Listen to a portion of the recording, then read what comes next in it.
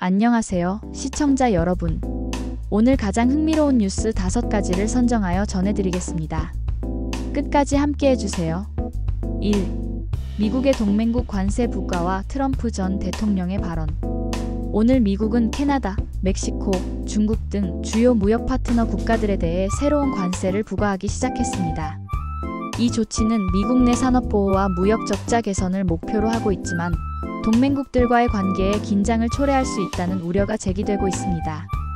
특히 캐나다와 멕시코는 미국과의 무역에서 긴밀한 협력 관계를 유지해왔기 때문에 이번 관세 부과에 대한 반발이 예상됩니다. 한편 도널드 트럼프 전 대통령은 이번 사안에 대해 할 수 있는 것이 없다며 현 행정부의 결정을 지지하는 듯한 발언을 했습니다. 트럼프 전 대통령은 재임 시절부터 보호무역 정책을 강조해왔으며 이러한 관세 부과 조치가 미국 경제에 긍정적인 영향을 미칠 것이라는 입장을 지속적으로 밝혀왔습니다. 이번 관세 부과로 인해 국제 무역 환경에 어떤 변화가 생길지, 그리고 동맹국들의 대응이 어떻게 전개될지 주목됩니다. 2. 아랍 5개국, 트럼프 전 대통령의 팔레스타인인 이주 제한 거부. 오늘 아랍 5개국은 도널드 트럼프 전 미국 대통령이 제안한 팔레스타인인 이주 계획을 공식적으로 거부했습니다. 트럼프 전 대통령은 중동 평화 계획의 일환으로 팔레스타인인들을 다른 지역으로 이주시키는 방안을 제시했으나 해당 국가들은 이를 받아들일 수 없다는 입장을 밝혔습니다. 이들 국가는 팔레스타인 문제의 근본적인 해결책은 이주가 아니라 팔레스타인인들의 자결권과 독립, 국가 수립에 있다고 강조했습니다. 또한 이러한 이주 제한이 지역의 안정과 평화를 저해할 수 있다는 우려도 표명했습니다. 중동 지역의 평화와 안정을 위한 국제사회의 노력이 계속되고 있는 가운데 이번 사안이 어떤 영향을 미칠지 지켜봐야 할 것입니다. 3. 1995년에 2025년 예측 얼마나 맞았을까? 1995년 BBC의 프로그램 미래의 세상 터마로즈 월드에서는 2025년의 모습을 예측한 바 있습니다. 그렇다면 그 예측들은 얼마나 현실이 되었을까요? 당시 프로그램에서는 팔에 심는 마이크로칩, 소행성 채굴, 그리고 가상현실의 일상화 등을 예상했습니다. 현재를 돌아보면 일부 기술은 현실화되었지만 여전히 개발 중이거나 상용화되지 않은 것들도 있습니다. 예를 들어 마이크로칩 이식 기술은 의료 분야에서 연구되고 있지만 대중화되지는 않았습니다.